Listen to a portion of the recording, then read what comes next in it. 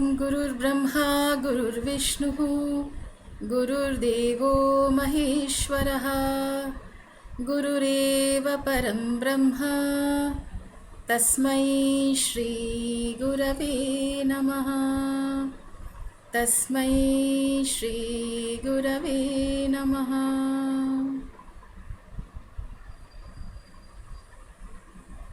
वसुदेवसुतं देवं कंसचाणूरमर्दनं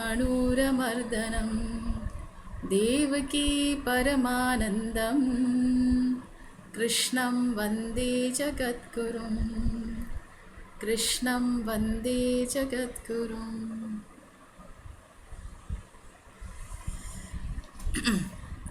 Hari Om everybody.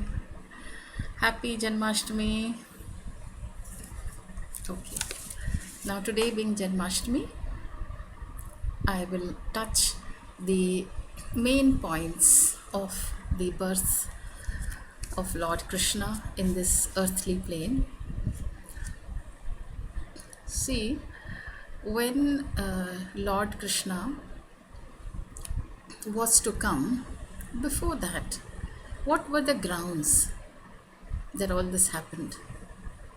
At that time, Prithvi Devi, Mother Earth, took the form of a cow and she went to the Devatas, to Brahmaji, and they all went to Lord Shiva to plead. She said that such people like Kamsa and his contemporaries, they are torturing me like anything. I am ruined. And she was crying. So they all then went to Lord Narayan. All this comes in the Srimad Bhagavad Mahapuran, Dasham Skandha, the 10th canto. And when they went there, the Lord reassured them and said, do not worry, I myself will manifest. Because he had already promised, where परित्राणाय साधूनां विनाशाय च दुष्कृतां धर्म संस्थापनार्थाय संभवामि युगे युगे. परित्राणाय साधूनां, all the saintly people. Sadhunam here also means those people who are traversing the path to know me. Vinashaya cha dushkritam, all those who are not only disturbing those sadhus but creating such circumstances that they are severing all the paths to me. They're creating more and more obstacles and they are not relenting under any conditions, and they are fearless. They have no fear of anybody. So when this happened, Sambhavami yuge yuge, I keep on coming, I keep on manifesting myself. Paritranaya sadhunam vinashaya cha dushkritam dharma samsthapanarthaya sambhavami yuge yuge. Sambhavami, I keep. Bhava bhu dhatu, bhu comes from the word is, being. So the Lord already is, but he manifests in particular forms because the asuras, the demons, they understand only the language of another person who is more powerful than them.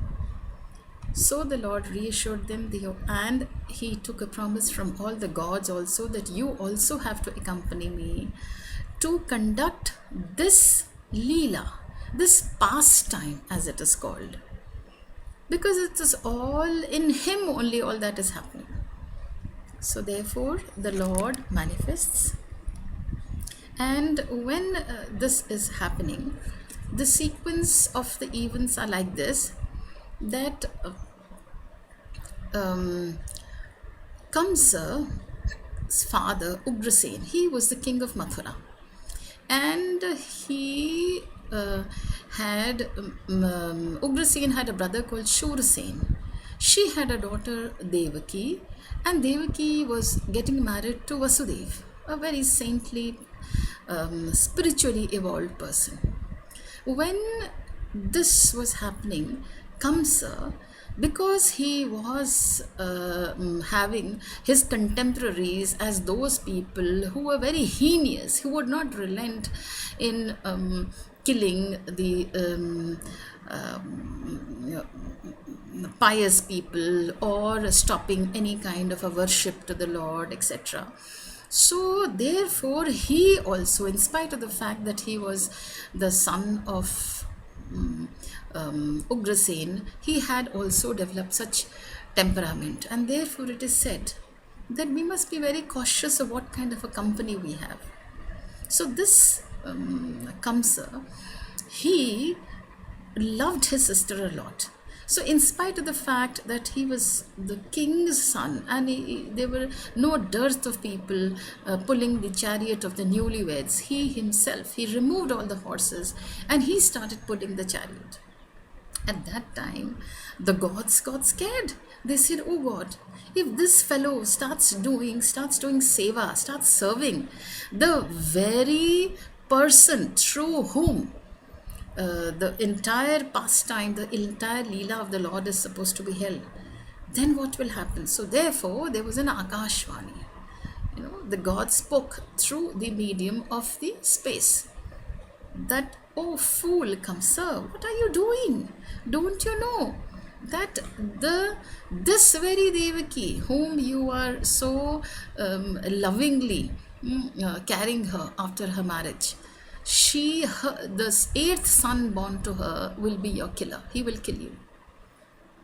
Now, so long as his own interests were not at stake, it was all fine. The moment this happened, he immediately pulled Devaki and pulled her hair and put the sword in her neck. At that moment, one particular thing we must keep in mind: Devaki did not say a word, neither was she scared. She was an epitome of forgiveness. And it didn't happen overnight. It is not that, it is wrong, she should not have forgiven Kamsa. No, because she had practiced it over lives, and this life too. She was calm and composed. She knew what was to come was to come. It is the Lord's will alone. And she did not even cry out. She did not even call out to her husband that, "Now I am yours. It is your duty to protect me." She didn't say anything. But Vasudev, he felt that now what is to be done? He was a very composed person. But at this moment, he tried to use logic and he tried to explain to Kamsa by quick thinking. He said, "Look, first thing is that she's your sister, a woman, and newly married. Why do you create defamy? Why do you call defamy upon yourself? And anyway, death is inevitable. Sometime you will die. And will you die in this manner? If when you die, you should carry glory with you. And the Atma which goes, it will carry vasanas of enmity, of vengeance, of hatred. So therefore, oh Kamsa, spare her. She is just a woman. And anyway, it is the eighth child which is going to harm you." But Kamsa did not seem content. So therefore, Vasudev did another quick thinking and he said, okay. Now you see, neither I will kill you, nor Devaki is capable of killing you. So what I will do is, I will hand over all the kids born to Devaki to you. At least now you spare her. Now this logic clicked with him. So Kamsa spared Devaki.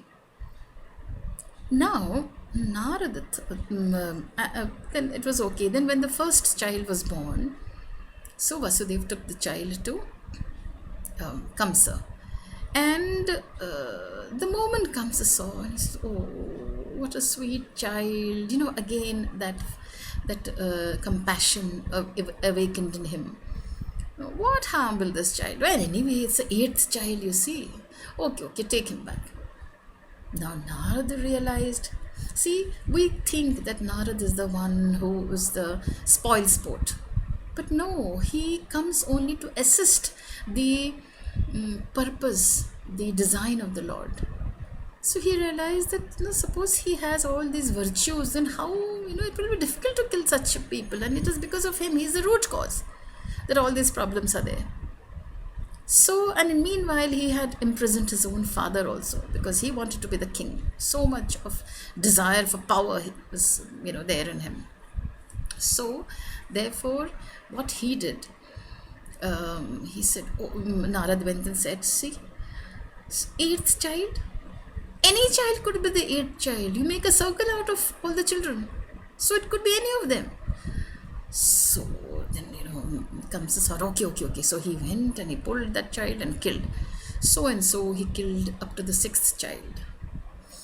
And now the seventh child came into the womb of Devaki. Devaki, of course, was very sorrowful because her children, the children around whom she had nurtured in her womb. Now the sixth child came, and at that time the Lord summoned Yogmaya, who transferred that womb into the womb of Rohini, another wife of Vasudev, who was living in Gokul at the moment with Nanda and Yashoda. So, Kamsa was awaiting the news of the birth of the seventh child. But suddenly he was informed that there's no child. Devaki doesn't seem to have anything, and they were imprisoned, so they couldn't run away anywhere. They couldn't hand over the child to anyone. So Kamsa, like a fool, such people, they think, because of their fear, the fetus has run away. So he allowed this to happen.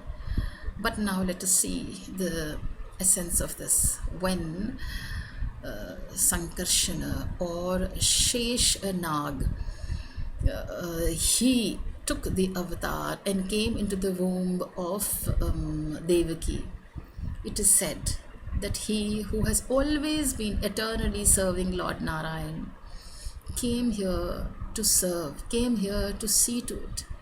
Like in our houses, we expect some guests, we see to it that everything is spick and span, comfortable, nice, and fresh. So, for the Lord to ascend into anybody heart or womb, that place has to be pure. So, Sheshnag purified the womb of Devaki. She was pure anyway, but for the Lord to ascend, it has to be perfect. And then he left. So, the eighth fetus, the Lord, he descended Devaki's womb. And by that time, what he did, our Kamsa, he got married to another, we'll put it as villain, another Asura, Jarasandh's sister, Jarasandh's daughter. So he became his father-in-law. And then, along with all his friends and contemporaries and ministers, he started killing women, destroying the yagas, the sacrifices, fire sacrifices, and creating havoc wherever any auspicious work was being done. So, now at this moment, when the Lord entered the womb of Devaki, all the devatas, they came and started propitiating, this is called Garbhastuti. Now here we must see one thing. The conception of a child into the womb is supposed to be very auspicious. And there are many samskaras, many kind of rituals or impressions or auspicious arrangements which are done when a child is conceived. But how many of us do now? And that is why the variety, the quality of the womb is like what we have now. Right at the inception, if it happens, then it stays there. And such a child is the purpose of glory, and not only to himself and his family, but to the whole world, to the whole nation, to the whole world. So all these, they started, the Devatas started doing the Garbhastuti. And because the Lord was in the womb of Devaki, she was shining like anything. And there was such a glow. And when Kams would come very often, now he knew the eighth child. So he would come very often, but every time he would see Devaki, because he is actually setting his eyes upon the Lord's mother, the Lord contained in Devaki, so his mind would change again. No, she's okay. No, she's my sister after all, like that. So he started having Satvichar, good thoughts, positive thoughts.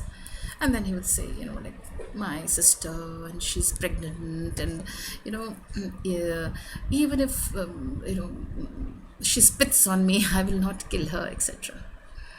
All these thoughts were there. And at that time, Vasudev, now see, Lord doesn't come to ordinary people. Vasudev, in the prison, where they have no freedom, he used to meditate. And he was meditating upon the Lord. And while meditating, now he knew that, the Lord, the eighth child is going to be born. At that moment, he is supposed to have given mental diksha, initiation to Devaki. He as if installed the Lord in her. So the Devatas, when they were doing stuti, because those who are fickle-minded, they think the others are like them. Chorena sarvatra choram ashankati. A thief thinks that everybody else is a thief. So as you are, so you think. So Devatas thought, the Lord is coming. He had told us, but suppose he decides this world, it is full of dread and miseries, and then he decides not to come, and then they remind him, you are Satyavrata, you must stick to your decisions, you never go back on your words, etc., etc., and you please protect, and this is required, look at the condition of Prithvi, etc., etc. So, and this samsara, this is sukha and dukha is there, but you please, because once you come, then people will be worshipping you, so many more will be benefited, etc. So, and then the Devatas went to Devaki and said, do not fear, the Lord himself is coming, don't fear, Kamsa. Then all of them left. Now it is said, the time of the birth of the Lord arrives. So what is the time of the birth of the Lord? It is the month of Bhadrapada. And the month of Bhadrapada comes after the month of Shravan. And it is during the dark fortnight, Krishna Paksha. And he is born on the 8th day, Ashtami, means that which is in between the Krishna Paksha. The darkest in a way. Balancing actually. So, and in the middle of the night.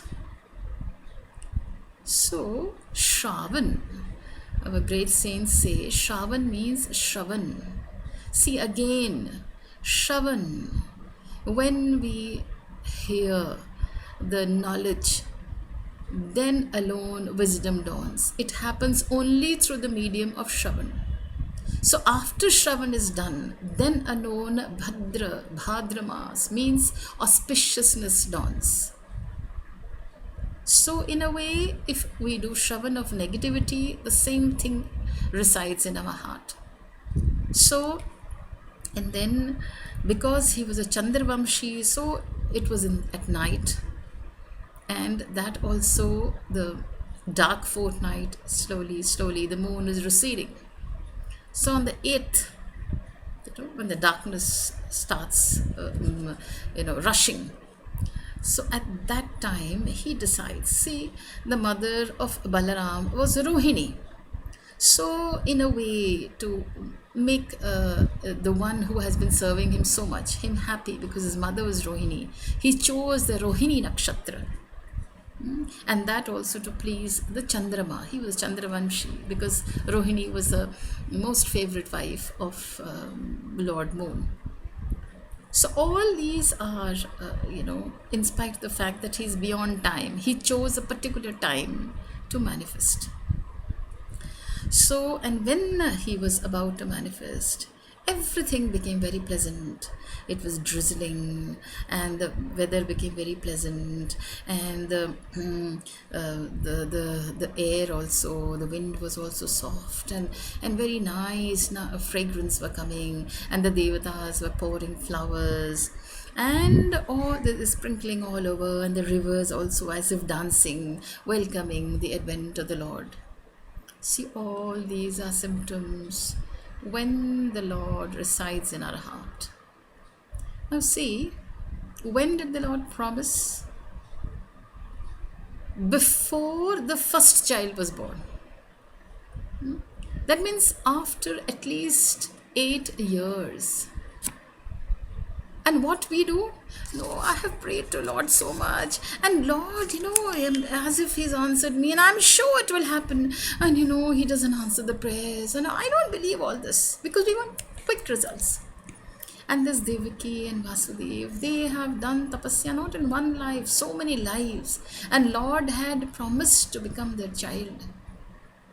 In spite of all that, they've had to face so much of torture. See the murder of 6 of their infants. So therefore, we must know that all happens according to His plan and for the well-being of everybody. Nobody is getting harmed. It is only to show that what is righteous and what is not righteous. In this materialistic world, if we follow everything righteously and holding on to the Lord, then nothing goes wrong. Now, this is from the bhakti point of view. The Lord is there, and the Lord manifests. When the Lord manifests, He tells us, He guides us. But the thing is, do we give weightage to that? We become too excited. And this excitement comes only because we have not been consistent in our practices. We want quick results. The Lord was born in the form of Chaturbhuja, with 4 hands, and Shankha, Chakra, Gada, Padma. Vasudev saw him. Later on, Devaki also awoke. She also saw him. And in spite of all that, they forgot later on. Vasudeva, of course, he was a saintly man, he didn't forget. And he carried the Lord across the river.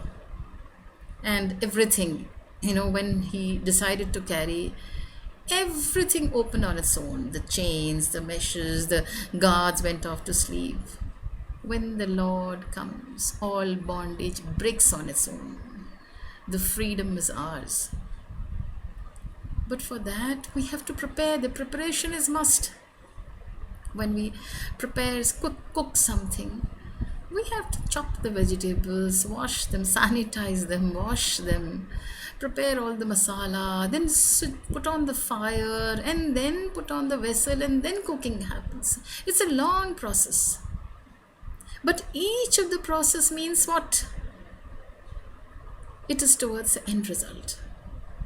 Everything is there, and it is indicating towards the cooked vegetable. In the same way, every little effort of ours, every little step of ours is for the Lord alone, and then He starts manifesting. Now let us see it from the Vedantic point of view. What does Vedanta say? Now there is a man, a child, let's say first a child is born. Now the child is totally egoless. Why? Because there is no I and my in him. But as he grows, he is in fact insisted upon, and he is told by these elders, his parents and others, your name is such and such, you are such and such, and this is your mother, father, house, bicycle, books. All these things are yours, and those are not yours. So me and mine starts.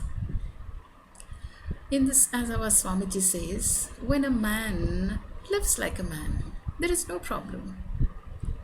But the moment he starts having the load of his wife, then he becomes a husband. The load of his children, he becomes a father.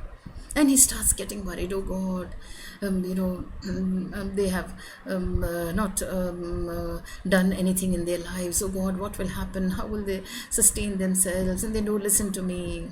Or he becomes the subordinate and he thinks about his boss. When a man becomes somebody, he is miserable.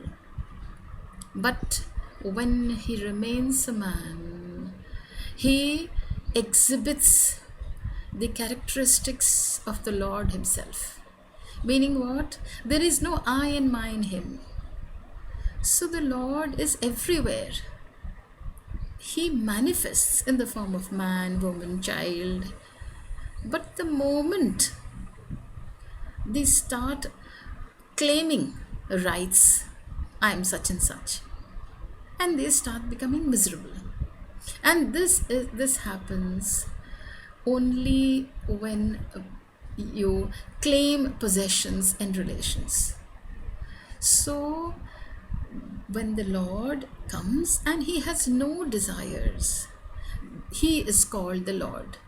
But we have so much of desires, and because we have desires, we become the desirer and the experiencer and the demander and the experienced. The triputi starts happening: the experiencer, the experienced, and the experience. When the triputi starts, the whole world starts. So therefore, the advent of the Lord means only one thing: be like the Lord. He manifests, he does everything. Lord Krishna was not quiet. He was not sitting at home and he was not lying down on his Sheshashaya. He was very active. Ever since he was 6 years old, he had to face so many problems. But he did not have any desires to fulfill for selfish reasons, for I and mine. It just happened through him. So let what comes to us happen through us. And that is the manifestation of the Lord Krishna in our being. Hari Om. Om Purnamada Purnamidam Purnat Purnamudachyate Purnasya Purnamadaya Purnameva Vashishyate. Om Shanti Shanti Shanti. Hari Om. Shri Gurubhyo Namaha.